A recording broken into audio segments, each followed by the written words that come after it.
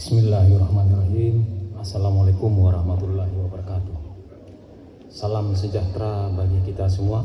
Om Swastiastu, Namo Buddhaya, salam kebajikan. Yang saya hormati Ketua dan anggota BPD Desa Genggelang, teman-teman perangkat desa, Bapak Sekdes, Bapak Kepala Dusun, LKD Sedesa Genggelang, MKD, Ketua RT, MKW, Karang Taruna, PKK, Remaja Masjid, Perangkat Masjid, Kader Posyandu, Kepala Sekolah, beserta guru-guru PAUD Sedesa Genggelang, SD, MI Sedesa Genggelang, SMP, MTS Sedesa Genggelang, SMA, MA Sedesa Genggelang, Babin Kamtipmas dan Babinsa, peserta Lomba Ojek HUT Lombok Utara, masyarakat Desa Genggelang, singkatnya hadirin hadirat semua. Para hadirin yang saya hormati, hari ini kita merayakan HUT Kemerdekaan Republik Indonesia yang ke-79. Kita semua tahu bahwa kemerdekaan bukan hanya tentang bebas dari penjajahan fisik, tapi juga tentang kemajuan dan kesejahteraan bangsa.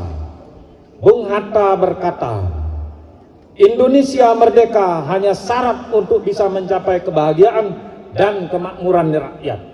Saat ini, bangsa kita sedang diuji dengan berbagai persoalan sosial, persoalan ekonomi, persoalan politik, dan berbagai persoalan lainnya.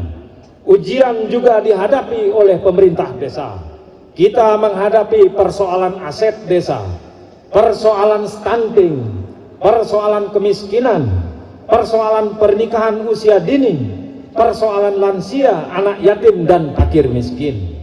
Lebih dari itu, pemerintah desa juga menghadapi persoalan kedaulatan.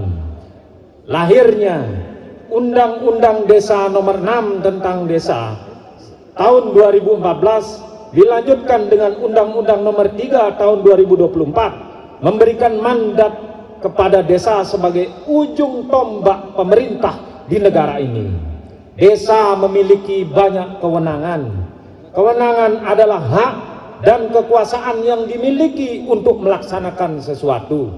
Dalam konteks desa, kekuasaan dan tanggung jawab desa sebagai entitas hukum untuk mengatur dan mengurus desa. Mengatur merujuk kepada menetapkan norma hukum yang ditetapkan di desa. Sedangkan mengurus merupakan tanggung jawab desa memperhatikan, melindungi, melayani masyarakat desanya. Desa bukan subordinat kabupaten, dijabarkan pada pasal 5 Undang-Undang Desa. Desa berkedudukan di wilayah kabupaten atau kota. Undang-Undang Desa memberikan cara baru bagaimana posisi, peran, dan kewenangan desa harus ditempatkan dan diberikan kepada desa.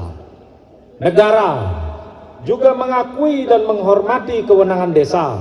Pasal 6 Permendagri 44 tahun 2016, kewenangan desa meliputi kewenangan berdasarkan hak asal usul, kewenangan lokal berskala desa, kewenangan yang ditugaskan oleh pemerintah daerah, provinsi, kabupaten, dan kota, kewenangan lain yang ditugaskan oleh pemerintah daerah, provinsi, kabupaten, dan kota. Pertanyaannya adalah, apakah desa sudah memanfaatkan kewenangan tersebut?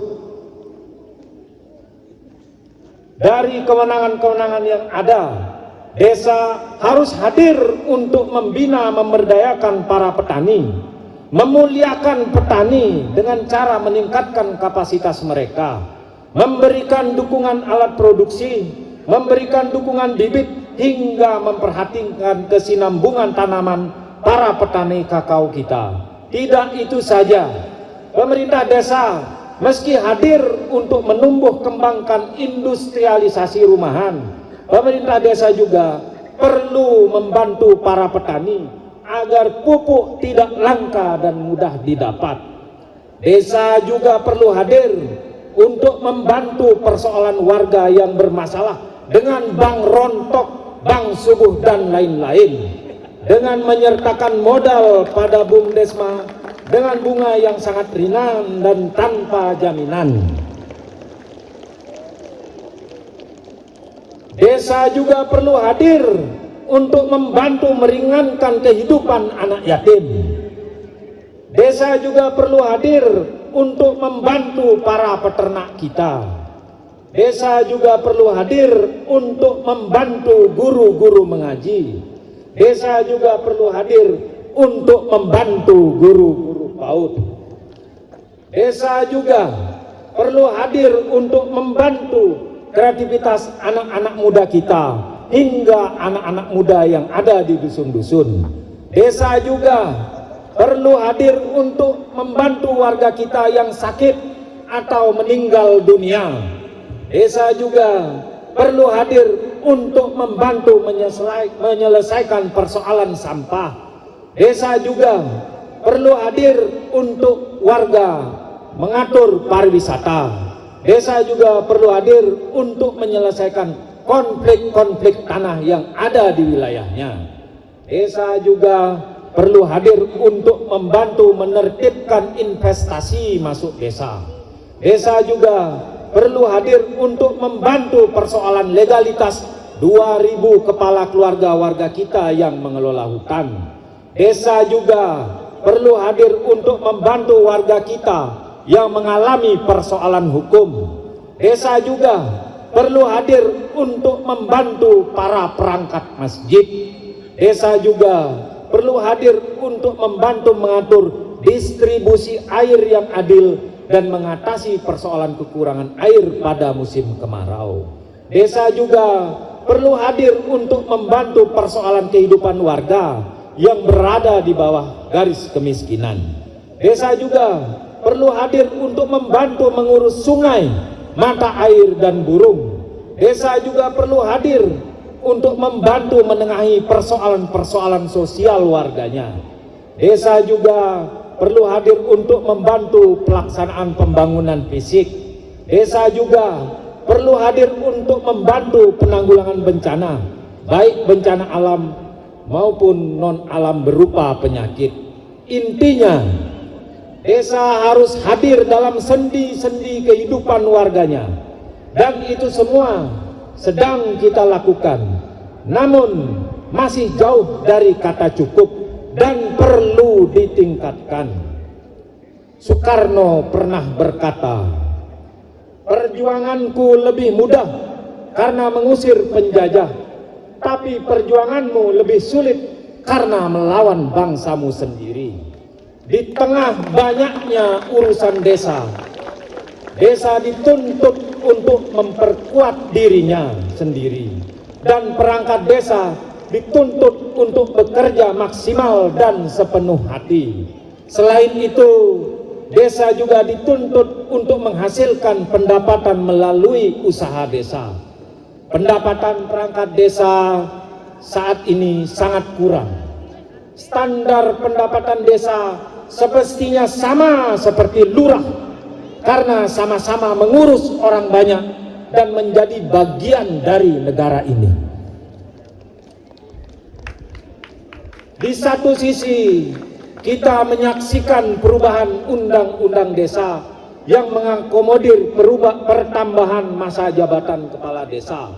Di lain sisi, kita juga perlu mendengar banyak kritikan tentang desa. Neti Virgiantini mengatakan, "Mau jadi apa bangsa ini kalau aparat desa seperti bapak nggak produktif dalam bekerja?"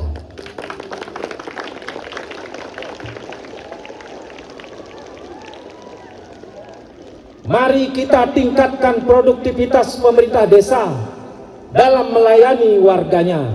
Tema ulang tahun desa kita yang ke-28 adalah Genggelang Bangkit Menuju Desa Kuat Berdaulat untuk Melayani Rakyat.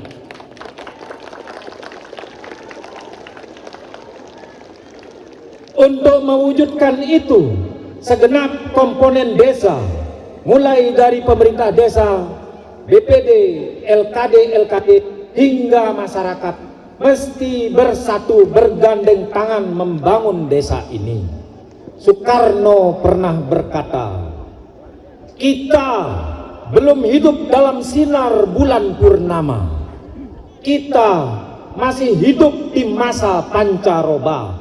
Tetaplah bersemangat, elang Raja Wali. Soekarno juga berkata, barang siapa ingin mutiara harus berani terjun di lautan yang dalam. Mari kita bekerja bersama layaknya sebuah tim. Sebuah tim yang sukses adalah sekelompok banyak tangan dalam satu pikiran. Untuk mengakhiri pidato ini, saya akan membacakan kata-kata bijak dari Soekarno. Beliau berkata, kami menggoyangkan langit, menggemparkan darat, dan menggelorakan samudra, agar tidak jadi bangsa yang hidup hanya dari 2 sen sehari. Bangsa yang kerja keras, bukan bangsa kuli, bangsa yang rela menderita demi pembelian cita-cita. Merdeka, merdeka, merdeka. Selamat Hari Kemerdekaan Republik Indonesia yang ke-79. Merdeka. Wassalamualaikum warahmatullahi wabarakatuh.